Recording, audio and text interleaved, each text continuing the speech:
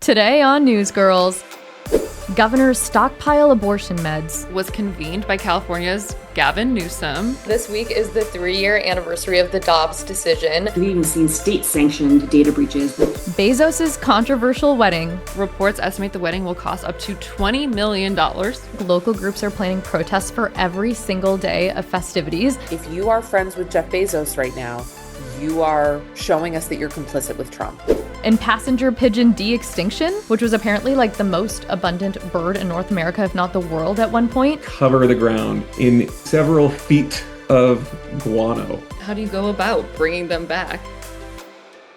Welcome to Newsgirls. I'm Wren. And I'm Mabel. And guys, this is our 100th story. It's crazy. Triple digits. That's so many. No, we've been waiting for this day for so long. So I guess we should get into it. This week is the 3rd anniversary of one of the most consequential Supreme Court decisions in U.S. history, the Dobbs decision. Which, of course, is the decision that overturned Roe v. Wade. And I'll never forget where I was when I heard the news, because obviously social media just erupted with outrage and everyone crying and sharing, being angry. But I had a friend staying with me at the time whose family is super conservative. And so I remember they were calling her in happy tears and celebrating. And it was just the juxtaposition of the two sides was a lot to witness. No, it was such an intense time. And it was kind of crazy that change started happening so immediately. So overnight, 11 states stopped providing any abortion care. And within 100 days, 15 states had stopped. And that's also when we started seeing abortion deserts in the South kind of pop up, where there were just huge areas where women couldn't get the care that they needed. And that's remained probably the biggest obstacle for women. An average of 165,000 women now have to travel to another state to get an abortion every year. And states where abortion is limited have higher rates of maternal and infant mortality. And since the laws around abortion were returned to the states through this decision, governors kind of became the most powerful political figures in shaping what this looks like in their states. And since Trump's anti-abortion strategists have reportedly said that he's looking for a way to enact a national ban, it's notable that 23 governors band together to join a coalition called the Reproductive Freedom Alliance. And the Reproductive Freedom Alliance, or RFA, was convened by California's Gavin Newsom, and all 23 are Democrats. And we're about to speak to the executive director, so we'll let her tell you about the specifics. But broadly, Alliance governors are strengthening reproductive rights by using every tool they have, from executive actions to budgets to legislative reforms. And it's just wild how many women are affected by this. Since the fall of Roe v. Wade, 36 million women now live in states hostile to essential reproductive health care. 19 states have currently banned or extremely limited abortion. It might technically be legal, like in Florida, South Carolina, and Iowa, but only until 6 weeks of pregnancy, which is before a lot of women even know they're pregnant. And Trump has several options in how he could enact a national ban. So he could go through Congress, which would probably be the most unlikely, even though he has a majority in the House and Senate. He could also attempt to eliminate medical abortion, which accounts for 2/3 of abortions around the country, by ordering the FDA to rescind approval of mifepristone, which seems like the most likely, I guess, since the FDA is controlled by RFK and we know that they're besties. Trump has one other option in his arsenal. He could also decide to enforce the Comstock Act of 1873, which bans the mailing and receiving of abortion-related medication or even contraception. And it's considered a zombie law because no previous administration has ever enforced it, but Trump advisors say he sees it as a backdoor. And even without a national ban, Trump has said that under this Dobbs decision as it stands, states can monitor pregnancies and prosecute women for obtaining abortions. And we all remember in 2016 when he said, quote, there has to be some form of punishment for women who get abortions if they're outlawed. Yeah, he was also the guy that bragged about overturning Roe v. Wade and says he wants to be remembered as the most pro-life president ever. So with this backdrop, we are very interested in speaking to Christina Chang, who's the executive director of the Reproductive Freedom Alliance. So, Christina, this week is the 3-year anniversary of the Dobbs decision. Can you kind of help us understand what is going on in the country right now regarding abortion? What are the latest threats and the challenges? What we've seen is this dangerous and really inequitable patchwork of access and restrictions across the country. 13 states have total bans on abortion, and another 7 or so ban abortion, oftentimes before people even realize that they're pregnant. And so what we see now is that 1 in 3 women of reproductive age either live in a state where abortion is banned or nearly totally banned. And we're seeing not just that this is like a continual like erosion, an attempt to erode access, and in lots of other ways as well. And so I think that the biggest threats or the things that keep me up at night, I'll name 5. First and foremost are restrictions on medication abortion, and it's clearly being targeted as a way to further limit access to services. The second piece is civil and criminal penalties against providers, patients, and people who are helping patients. Related to that, I think, is also the potential use and misuse of personal data and information that could identify providers or patients and helpers. It could be travel data. It could be research data. We've even seen state-sanctioned data breaches, most recently in California, when the Trump administration released Medicaid data to the Department of Homeland Security, probably for immigration purposes, but we can easily see this being applied to the reproductive health arena. We're seeing increased strains and threats to providers. So mostly in what I'm calling our surge states. These are states that are serving people not just within their borders, but people who are coming to their states for services. And, it's really just putting such a pressure on capacity for that workforce. And we sort of see this increase in violence and intimidation and harassment. Most recently in the tragic events in Minnesota, among the list of other people that this shooter was targeting were abortion providers and clinics. And the last threat I think that we're tracking is threats to funding, right? And it's not just to abortion, but it's for contraception and it's for preventative services. We're seeing more attempts to defund Planned Parenthood. We're seeing freezes on Title X, which is the nation's family planning program, and we're seeing a whole host of different potential cuts being debated for Medicaid. It's a full-on assault, I think, on our fundamental freedom to be able to choose. It's rare to have such a big coalition of governors come together to work on anything. So tell us, how did it even start? What was the origin? It's interesting because the origin story is really that all these governors, I think, after the fall of Roe, were trying to come up with different strategies and ideas about how to protect their providers, how to maintain access, how to bolster their workforce. But they were doing it all within their own states, and there wasn't sort of this sharing of information, and everyone was kind of starting from scratch. And rather than doing it in isolation, they started actually, a few governor's offices started calling each other, finding the right person who was working on that, and realized just how valuable it would be if they were able to sort of do this across a number of different states, right? And hear about their approaches, share language. And so that's one of the things that sort of sparked this idea of creating this amazing network of governor's offices. We are privately funded through foundations and individuals. There is no state funding involved in it at all. We read about governors stockpiling mifepristone. So there was a Supreme Court case of the FDA versus the Alliance for Hippocratic Medicine.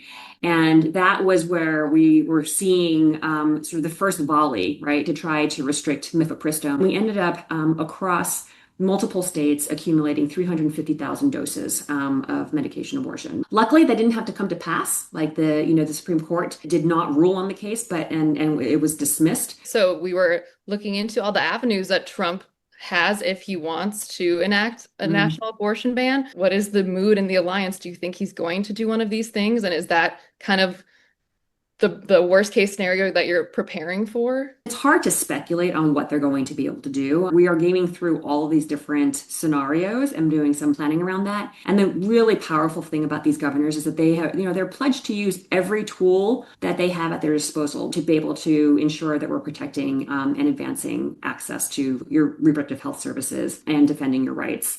We're seeing moves by Congress and the FDA that is politicizing mifepristone, right? And they're trying to call into question the safety of mifepristone, which has had decades of studies in, hundreds of peer-reviewed articles that have, proven time and time again that mifepristone is safe, it's effective, and yet we see We see sort of these politically motivated attempts by anti-abortion activists to use junk science and political pressure to try to undermine that trust. And so I think that's something that we are really trying to push back against. We have seen the federal government kind of take a murky way in enforcing their agenda recently and kind of intervening in the way governors are running their states. So are you predicting some type of showdown or something with the governors and the federal government? 5 months ago, I had a very different sort of answer to this, right? But the moves that the administration is making has defied precedents, right? There are things that we have never seen before. I think that governors are seeing that there is a real possibility of them being targeted. We have, 23 governors representing, over half of the U.S. population. We do know, though, that pro-abortion states are taking on a pretty big burden of out-of-state patients. Is the RFA kind of helping address that at all? How hands-on do you guys get with the problems that people are facing? That's a great question. So these alliance states have become safe havens, right, for so many people, and they're absorbing patients from across the country due to bans in their own homes. And for states like Illinois, New Mexico, North Carolina, Kansas, they're seeing a disproportionate share just because of the geography. New Mexico is seeing a ton of patients coming in from Texas. 69% of the abortions that are performed in New Mexico are for out-of-state patients. Illinois is dead center in in terms of as an access state around a sea of banned states. The sheer number in Illinois, I mean, they had seen 35,000 patients in 1 year coming to Illinois. So that creates enormous stress on clinics, on staff, and on the infrastructure. And I think that what the Alliance does is actually help to germinate those different ideas and help them sort of say okay, we've tried this in Illinois. Is this something that we can stand up in New Mexico? Abortion care is time sensitive, right? And so the sooner you are able to access services, the simpler it is, the fewer complications you have. So time is of the essence.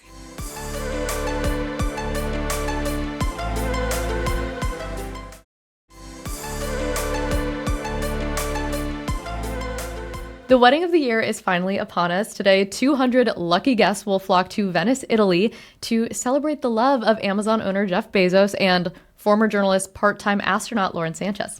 And while plans have been kept super under wraps, there are some little details that have leaked. First, the cost. Reports estimate the wedding will cost up to $20 million, which I guess for Bezos is nothing, but for the rest of us is insane.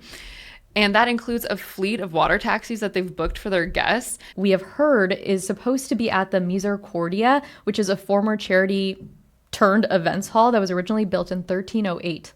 Wow. Bezos' $500 million super yacht, the Karoo, which is actually where the couple got engaged, will reportedly be docked at San Basilio, which is Venice's ferry port. And I guess that is in sight of the Hotel Cipriani, which is where many guests are rumored to be lodged for up to 9,000 euros a night. And apparently Karoo is the largest sailing yacht on Earth. Apparently when it was being built, it was a project that was super secret, kept under wraps for years until it was given to Bezos. It costs $30 million a year to maintain. Wren, what do you think of it? Do you think it's worth it? No, it's so ugly. Until this story, I'd never seen a picture of it. There's 3 huge masts with tons of ropes hanging down.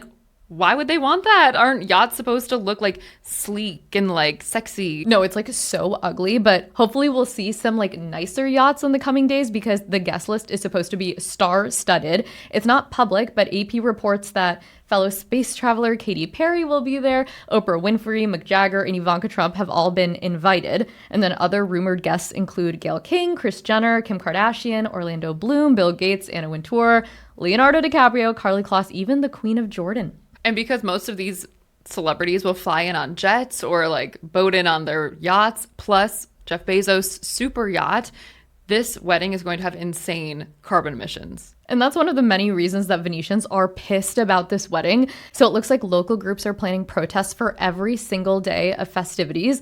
There was one protester that said this among like a crowd of people. We will line the streets with our bodies, block the canals with lifesavers, dinghies, and our boats. And like everyone started clapping. They also held the rally under a sign that said no space for Bezos with like one of his Blue Origin spaceships on it. So it's a pun. And organizers say since Bezos, who's the world's third richest person, is using their home as his wedding venue, he should at least donate towards the affordable housing shortage. And this wedding also, unfortunately, coincides with like peak tourist season in Venice, where apparently tens of thousands of visitors enter the city daily. Well, remember last year when we found out that the city was going to start charging tourists to like enter the city on weekends and holidays because it seems like residents are just like so fed up with the congestion. There's also a lot of concern about the logistics of this wedding, especially for the top tier guests that are going to have security detail, because will this further disrupt life for the residents? But City Hall does insist Venice is accustomed to hosting like large scale events, so life won't be disrupted. And even stateside Americans have been like rolling their eyes at this upcoming Bezos event. Obviously, like intrinsically, we're all interested in like the celebrity and glamour of this like billionaire's wedding, but he has been wrapped up in a lot of like political controversies this past year, starting with how he switched political sides during the presidential election. In 2016, he thought Trump was eroding democracy, but things are obviously different now. Oh, definitely. He pulled his paper, the Washington Post endorsement of Harris. He donated $1 million to Trump's inaugural fund, and remember, sat front row in what's now being called as Billionaires Row.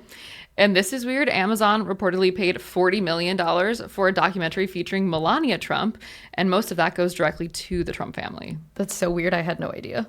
So today we're talking to content creator Meredith Lynch, who has hundreds of thousands of followers across platforms, and she's gone viral for her in-depth sleuthing on Jeff Bezos. So we're asking her about why she's calling out Bezos' philanthropic work, the recent Blue Origin cringe fest, and what she's expecting to see at the wedding. Okay, so Meredith, first we want to go through some of the issues. You are so good at calling Lauren Sanchez and Jeff Bezos out for their hypocritical receiving awards and like their philanthropic praise for things that Trump is directly undermining. So they recently attended the AmFAR AIDS Gala, and you broke down one of your videos why this is so hypocritical. I mean, the Trump administration has been making direct cuts that impact people living with HIV/AIDS.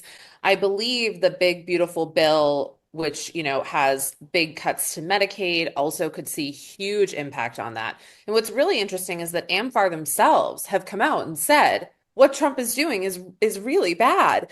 When you hear that, you kind of say, okay, are we stealing from Peter to pay Paul when we go to these galas? I don't know. We saw that you also broke down that Lauren Sanchez won an award last month in Cannes for her social like climate advocacy work, which we just thought was ironic because like even for their wedding at the most base level, they're like going to be on their $500 million yacht that emits like so much carbon emissions. I mean, what I found so funny about that award was like they were staying on the yacht.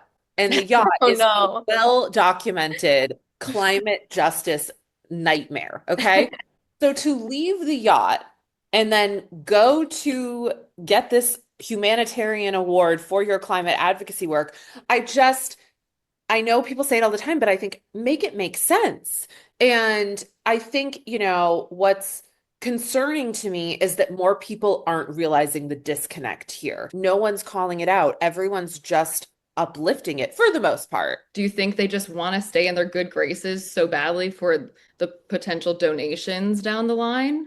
Or it's That's like a good question. Publicity for them too? Well, here's a little Meredith Lynch lore. Before Meredith Lynch was an unhinged content creator, I was in nonprofit fundraising. It's a delicate balance because you need to give these accolades to people who, A, have potential to get you press, have potential to, if we honor you, will you give us a really large donation? And if we honor you, will you open up your contacts list? And so it's like, you are not just tapping into that celebrity, you're also tapping into their network and their prestige. Lauren's bachelorette, we obviously have to get into that because it was such a spectacle. It was in Paris last month, and there was obviously a lot of like high profile guests. Kim Kardashian was there, Katy Perry.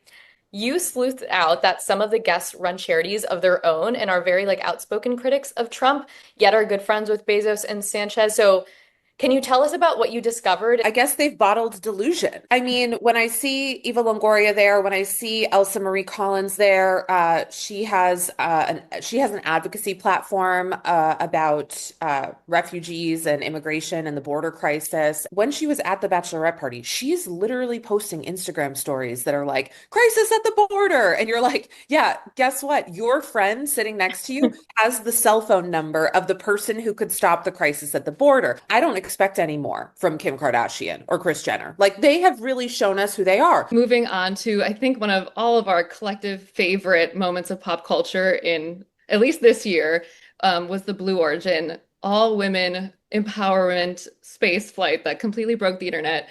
And I think we were all surprised at how repulsed everyone was by it and how angered. Like, why do you think this flight just like triggered something? Well, you know what? I'm going to say this first. I think there's a lot of internalized misogyny happening there. Like, I want to give those ladies that because we have sent so many men to space multiple times on this sort of what we would call tourism space, for lack of a better term, right? At the same time, I think that, they were framing it as sort of this empowering mission. It's a little 2016 girl boss, right? Like, it was a little like, yeah. When we are in the state that we are in this country right now, this feels a bit out of touch. But when you say yes to a trip like this, you are saying yes to Jeff Bezos's money, and that comes with criticism. I also think it's like hilarious that Gail went and not Oprah, because they invited Oprah first, and Oprah was like, "Oh no!" Like, I feel like Gail is always like the one who's like forced to do the crappy thing. We're sorry to bring this up if this is like a sore topic, but didn't you get blocked by Lauren Sanchez? Oh yeah, Lauren blocked me. Lauren blocked me I mean, honestly, great career move, Lauren, because you and I are going to have a lot of fun over the next week. But she did block me on Instagram. But Lauren, I just want to let you know, like, this is like a rookie mistake in blocking. You didn't block all accounts. Well, hopefully she doesn't see this, and then she'll know the secret. And then I'll have you know, I think she's the #1 fan of Newsgirls. She has to She be. needs it. She's the one who needs it. A lot of the criticism that is levied at these billionaires is because they're so detached from normal everyday life. One of the ways that it is impacting everyday Americans' lives is the conditions at Amazon warehouses and their facilities. What outrages you the most about them? I think it was right around the Blue Origin flight. There was a heartbreaking story of a worker being killed on the job. And one of the ways that Amazon likes to sort of, cover themselves up on this is that they hire a lot of third-party vendors, right? I think the other thing about it is just the amount of union busting that happens at Amazon. Jeff Bezos is very anti-union. And so to me, if you are a billionaire and you are opposed to labor unions, you're just telling us that you are opposed to people having more equity, having a more equitable world. No, the story of like the workers that have to like pee in bottles because they don't have time to run to the bathroom. Like, I remember seeing that on the news and I can never forget that. We really want to get into the wedding. Are there any details that haven't come out that you've heard of maybe, or anything that's like really struck you about the upcoming festivities? Well, I do think it's interesting that they chose Venice, because I do think, first of all, Venice is in a climate disaster. I think they knew that they couldn't have this wedding in the United States because it would get too much pushback, right? Right. So I have heard that a lot of the activities for the wedding are happening outside of Venice, and that a lot of things are going to be happening on their yacht. So what I think they're trying to say is like, oh, we're not having that big of an impact on the city. I've been hearing that it's a 200-person wedding. So, I mean, that's not a huge amount of people. But I will say these are all people who come with entourages. Like, I wonder how much, like, the Kardashians probably travel with 20 people. I think that, the internet has responded really well to the fact that, like, if you are friends with Jeff Bezos right now, you are showing us that you're complicit with Trump. We did see on the guest list, like, a lot of left-leaning alleged celebrities, like, were invited at least. Like, you think that if they're going, they're kind of making this political statement? Like, is that what it's turning into? I think that right now, the political climate it's really hard to go to something that public and not say that it's a political statement. I will just push back against the people who go, well, don't, you have friends who maybe have different beliefs or, there's a difference between like dealing with your Trump uncle at Thanksgiving and being friends with Jeff Bezos, who gave Trump $1 million and sat behind him at his inauguration. That's a big leap, my friends. I think it is easy for people to see like these beautiful gowns and they're on a giant yacht, like, or like the optics of philanthropy and like, oh, but they're doing this. And you keep us smart. You keep us from falling for these things. What is your best advice to social media consumers to stay woke to this? Remember that all of these people have huge PR teams. When you see a statement from these people, when you see what they're posting on Instagram, this has been discussed with someone, debated with someone. Everything is strategic, intentional. It's a move, whether it's having the wedding in Venice, whether it's having the wedding on the boat, everything is like a chess move.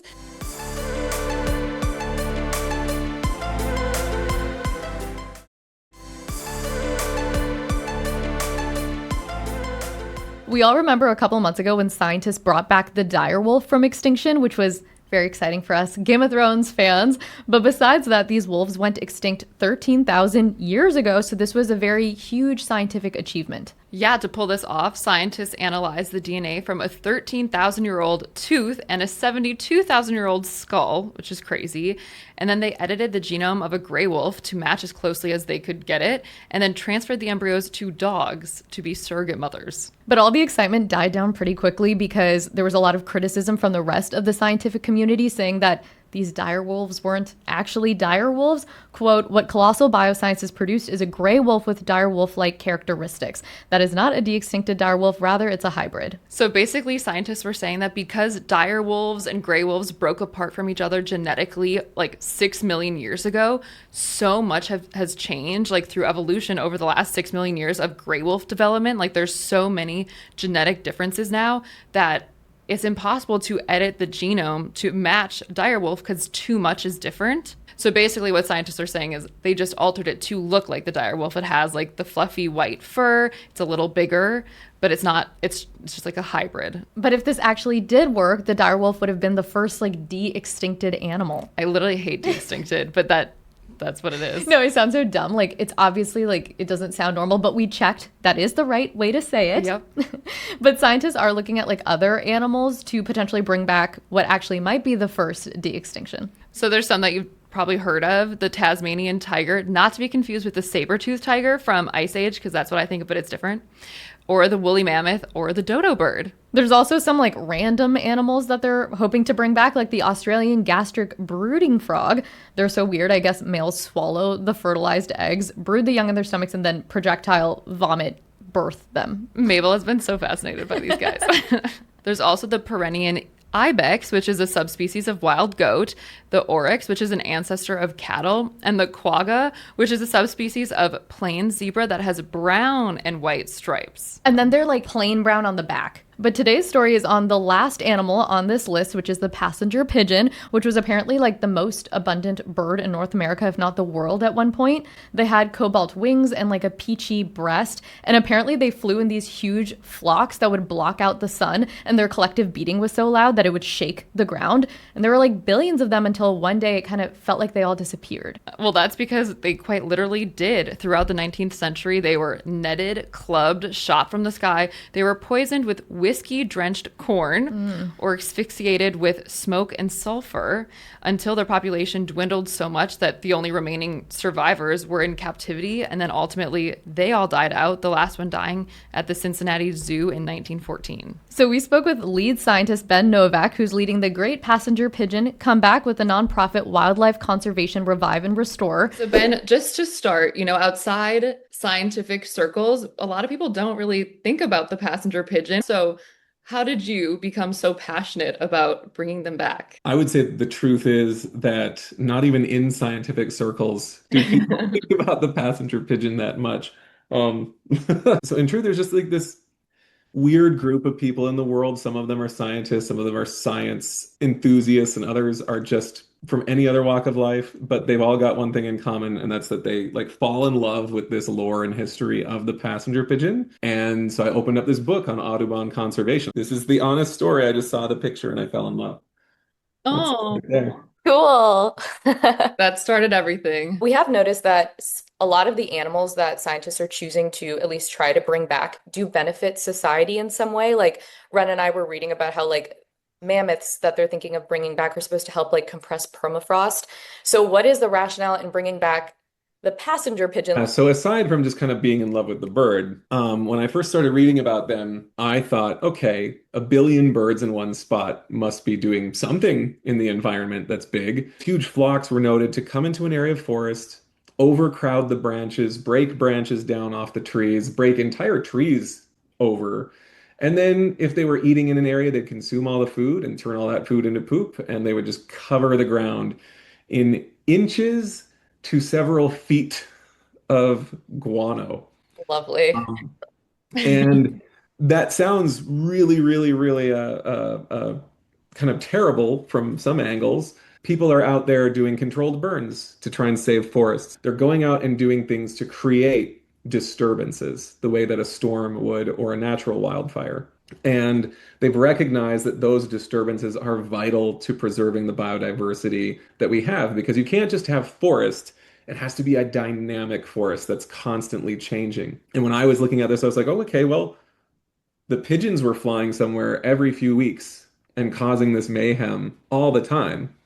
They were doing this every 1 to 3 to 10 years or so on these scales. Maybe it's them. So we've all seen Jurassic Park, but I assume the science is a little probably different than that. Like, how do you go about bringing them back at this point? Yeah, the science is different. When you take a piece of tissue from an extinct animal, whether it's a bone or a piece of skin or whatever, and you sequence that DNA, all we're getting back are the digital code.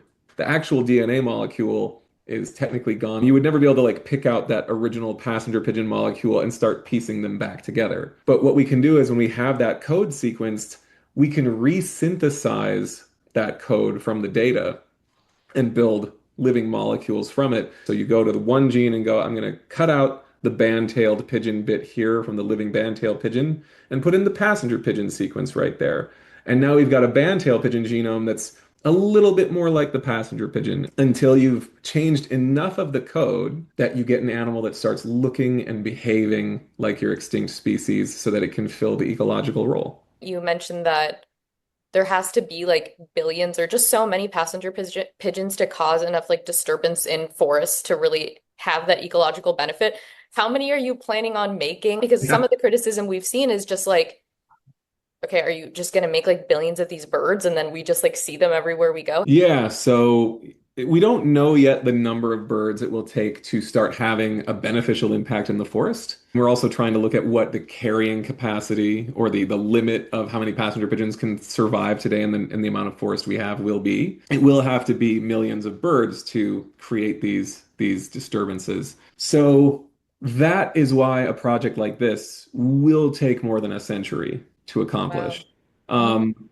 This is a project that will pass hands for multiple generations, which is what most conservation projects do, especially when you're breeding animals back from small numbers. And so we have to ask, so we all followed the exciting announcement from a few months ago that scientists had brought back the dire wolf from extinction. But then it was pretty quickly met with a lot of criticism from the scientific community saying, actually, this is not the dire wolf. This is a genetically modified gray wolf to look like a dire wolf. Why, in this case, would these actually be passenger pigeons and not just pigeon hybrid modified? They will not be passenger pigeons. I usually call the de-extinct passenger pigeons new passenger pigeons. You know, we're editing a different species genome to create this bird, and we can't create its entire genome. Its living genome is gone. So no matter how great we get at mapping these ancient genomes and synthesizing and editing things, no matter how close we get, the reality is that a de-extinct animal will always be a edited form of its living relative. Now, that doesn't really matter from an ecological perspective, but it wouldn't be the first time that people have used a species that is not an original species to accomplish a restoration goal. It's a concept called ecological replacement that has been around for several decades. The definition of de-extinction for over a decade has been basically creating these new versions of extinct species with the acknowledgement that they're not the original. So when can we expect to see like the first one? Hopefully 2032. Okay. Sometime in the early 2030s. Our goal is to start the actual gene editing work in 2029. That would put our earliest birds sometime in the early 2030s. Well, thanks for tuning in. Don't forget to like and subscribe. And next week, Newsgirls will actually be taking a little bit of a break, so we all hope that you have a wonderful July 4th. Bye, guys.